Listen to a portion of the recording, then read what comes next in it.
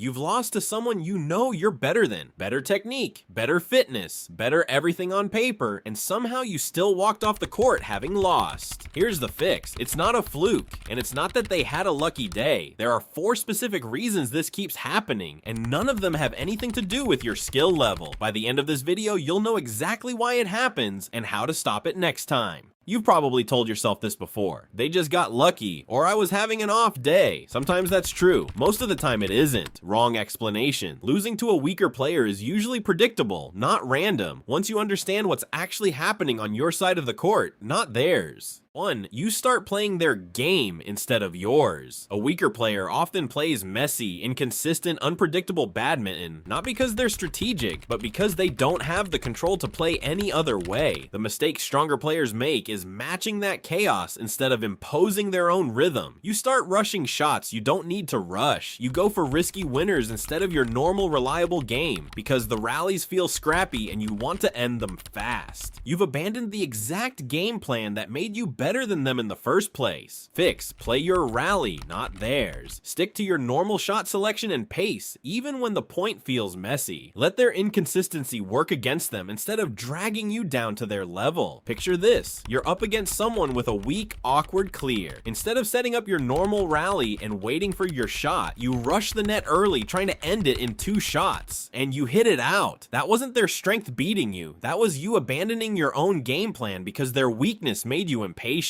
2. You tense up because you're scared of the embarrassment. There's a specific kind of pressure that only shows up against players you're supposed to beat. Losing to a strong player is understandable. Losing to a weaker one feels humiliating, and your body knows it before your mind admits it. That pressure tightens your grip, shortens your swing, and makes you play scared instead of free, the exact opposite of how you play when there's nothing on the line. Ironically, you play your loosest, best badminton in practice against nobody, and your tightest against someone you should easily beat. Fix. Before the match, consciously name the pressure you feel. Something as simple as admitting to yourself, I'm scared of losing to this person, takes away some of its power. Naming it moves it from your body into your conscious mind, where you can actually manage it. If this is helping, hitting subscribe right now actually goes a long way for a channel this size. 3. You stop adjusting once you're ahead. You get an early lead and something shifts. You stop paying close attention to what's working. You coast. You assume the win is already happening. Meanwhile, your opponent, who has nothing to lose, keeps adjusting, trying new things, and slowly finds cracks in your game while you're not looking. By the time you notice the score has flipped, they've built momentum and confidence, and you're playing catch up against someone who was supposed to lose easily. Fix. Treat every lead as temporary until the match is actually over. Keep scouting their adjustments the same way you did at 0-0, not just when the score gets close again. This is exactly how a comfortable 11-4 lead turns into a nervous 19-18 finish. You didn't get worse, you just stopped actively managing the match the moment it stopped feeling threatening, and by the time it feels threatening again, they've already found their rhythm. 4. Their unpredictability is actually harder to prepare for. You've played strong players before, and their patterns are readable. They play correct badminton, which makes them easier to anticipate. A weaker player with no consistent pattern is genuinely harder to prepare for, not because they're better, but because there's nothing to read. Mistaking weaker for easier to predict is the trap. Randomness isn't skill, but it does remove your ability to anticipate, and anticipation is a big part of how you normally win. Fix. Against unpredictable opponents, stop trying to predict and start reacting to what's actually in front of you shot by shot, instead of anticipating based on patterns that don't exist yet.